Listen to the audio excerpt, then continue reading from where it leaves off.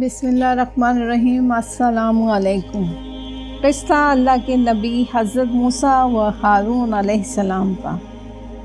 فرعون کا خواب۔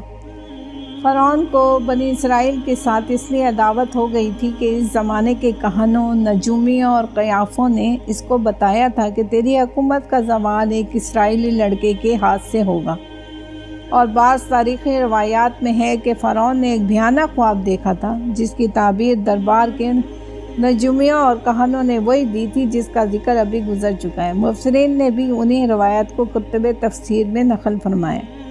تورات میں یہ اور اضافہ ہے کہ فرعون نے دایا مقرر کر دی تھی کہ قلمر و مصر میں جس اسرائیلی کے یہاں لڑکا پیدا ہو اس کو قتل کر دیا جائے، مگر ان عورتوں کے دلوں میں ایسی ہمدردی پیدا ہوئی کہ انہوں نے اس عمل کے لیے کوئی اقدام نہیں کیا، اور جب فرعون نے باز پرست کی تو یہ معذرت پیش کی کہ اسرائیلی عورتیں شہری عورتوں کی طرح نازک اندام نہیں ہیں، وہ خود ہی بچہ جن لیتی ہیں اور ہم کو متعلق خبر نہیں دیتی۔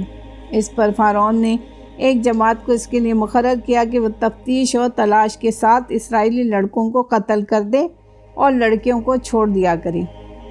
حضرت موسیٰ علیہ السلام کا نسب چند واسطوں سے حضرت یعقوب علیہ السلام تک پہنچتا ہے۔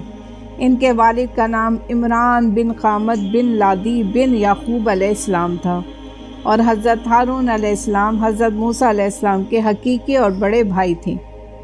عمران کے گھر میں حضرت موسیٰ علیہ السلام کی ولادت ایسے زمانے میں ہوئی جب کہ فرعون اسرائیلی لڑکوں کو قتل کا فیصلہ کر چکا تھا، اس لیے ان کی والدہ اور اہل خاندان ان کی ولادت کے وقت سخت پریشان تھے کہ کس طرح بچے کو قاتلوں کی نگاہ سے محفوظ رکھیں۔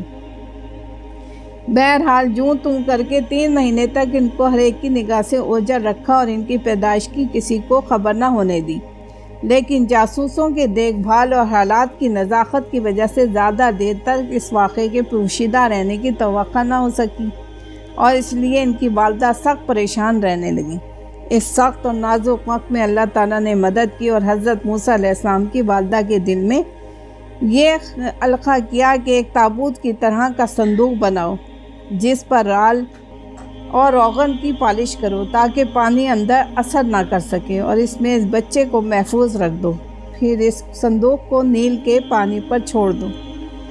حضرت موسیٰ علیہ السلام کی والدہ نے ایسے ہی کیا، اور ساتھ ہی اپنی بڑی لڑکی یعنی حضرت موسیٰ علیہ السلام کی ہمشیرہ کو مأمور کیا کہ وہ اس صندوق کے بہاؤ کے ساتھ کنارے کنارے چل کر صندوق کو نگاہ میں رکھے اور دیکھے کہ اللہ اس کی حفاظت کا وعدہ کس طرح پورا کرتا ہے، کیونکہ حضرت موسیٰ علیہ السلام کی والدہ کو اللہ تعالیٰ نے یہ بشارت پہلے ہی سنا دی تھی کہ ہم اس بچے کو تیری ہی جانب واپس کر دیں گے اور یہ ہمارا پیغمبر اور رسول ہوگا۔ حضرت موسیٰ علیہ السلام کی ہمشیرہ صندوق کے بہاؤ کے ساتھ کنارے کنارے نگہداشت کرتی جا رہی تھی۔ اس نے دیکھا کہ صندوق تیرتے ہوئے شاہی محل کے کنارے آ لگا، اور فرعون کے گھرانے میں سے ایک عورت نے اپنے خادموں کے ذریعے اس کو اٹھوا لیا اور شاہی محل میں لے گئی۔ حضرت موسیٰ علیہ السلام کی ہمشیرہ یہ دیکھ کر بہت خوش ہوئی اور حالات کی صحیح تفصیل معلوم کرنے کے لیے شاہی محل کی خادماؤں میں شامل ہو گئی۔ فرعون کے گھر والوں نے جب صندوق کھولا تو دیکھا کہ ایک حسین اور تندرست بچہ آرام سے لیٹا ہوا انگوٹھا چوس رہا ہے۔ فرعون کی بیٹی فوراً اس کو محل میں لے گئی۔ فرعون کی بیوی نے بچے کو دیکھا تو باغ باغ ہو گئی اور انتہائی محبت سے اس کو پیار کیا۔ محل کے شاگرد پیشے میں سے کسی نے کہا کہ یہ تو اسرائیلی معلوم ہوتا ہے اور ہمارے دشمنوں کے خاندان کا بچہ ہے، اس کا قتل کر دینا ضروری ہے، کہیں ایسا نہ ہو کہ یہی ہمارے خواب کی تعبیر ثابت ہو۔ اس بات کو سن کر فرعون کو بھی خیال پیدا ہوا۔ فرعون کی بیوی نے شوہر کے تیور دیکھے تو کہنے لگی کہ ایسے پیارے بچے کو قتل نہ کرو، کیا عجب ہے کہ یہ میرے اور تیرے لیے آنکھوں کی ٹھنڈک بنے، یا ہم اس کو اپنا بیٹا ہی بنا لیں اور ہمارے لیے اس کا وجود نفع بخش ثابت ہو۔ یعنی اگر یہ وہی اسرائیلی بچہ ثابت ہوا جو تیرے خواب کی تعبیر بننے والا ہے تو ہماری محبت اور آغوش تربیت اس کو مضر ہونے کے بجائے مفید ثابت کر دے گی۔ مگر فرعون اور اس کے خاندان کو یہ کیا معلوم کہ اللہ کی تقدیر ان پر ہنس رہی ہے کہ رب العالمین کی کرشمہ سازی دیکھو کہ تم اپنی نادانی اور بے خبری میں اپنے دشمن کی پرورش پر نگراں مقرر کیے گئے ہو۔ غرض اب یہ سوال پیدا ہوا کہ بچے کے لیے دودھ پلائی مقرر کی جائے، مگر اللہ تعالیٰ نے حضرت موسیٰ علیہ السلام کی والدہ سے کیے گئے وعدہ کو پورا کرنے کے لیے بچی کی طبیعت میں یہ بات پیدا کر دی کہ وہ کسی عورت کے دودھ میں منہ ہی نہیں لگاتا۔ شاہی دایا تھک کر بیٹھ گئی، مگر حضرت موسیٰ علیہ السلام نے کسی ایک پستان سے بھی دودھ نہ پیا۔ یہ سارا حال حضرت موسیٰ علیہ السلام کی ہمشیرہ مریم دیکھ رہی تھی۔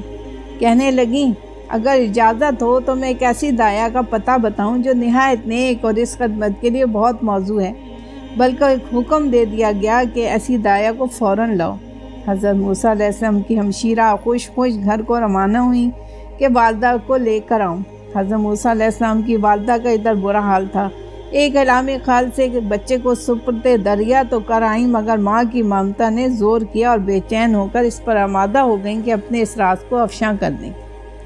اسی اضطراب و بے چینی کی حالت میں اللہ تعالیٰ نے ان پر اپنے فضل و کرم کی بارش کی اور ان کے قلب میں اطمینان و سکون نازل کیا۔ اب لطیفہ غیبی کے انتظار میں چشم برآں تھیں کہ لڑکی نے آ کر پوری داستان کہہ سنائی اور بتایا کہ جب حضرت موسیٰ علیہ السلام نے کسی دائی کا بھی دودھ نہ پیا تو میں نے کہا کہ اسرائیلی قبیلے میں ایک نہایت شریف اور نیک عورت ہے، وہ اس بچے کو اپنی اولاد کی طرح پرورش کر سکتی ہے۔ فرعون کی بیوی نے یہ سن کر مجھ کو حکم دیا کہ فوراً آپ کو لے کر آؤں، یہ ہم پر اللہ کا بڑا احسان و فضل و کرم ہے۔ اب چل کر اپنے بچے کو سینے سے لگاؤ اور آنکھیں ٹھنڈی کرو اور اس اللہ کا شکر ادا کرو کہ اس نے اپنا وعدہ پورا کر دیا۔ حضرت موسیٰ علیہ السلام کی والدہ نے حضرت موسیٰ علیہ السلام کا دودھ چھڑایا تو انہوں نے ان کو فرعون کی بیوی کے سپرد کر دیا، اور اس کے بعد عرصے تک وہ شاہی محل میں زیر تربیت رہے اور وہیں نشو و نما پائی۔ جزاک اللہ۔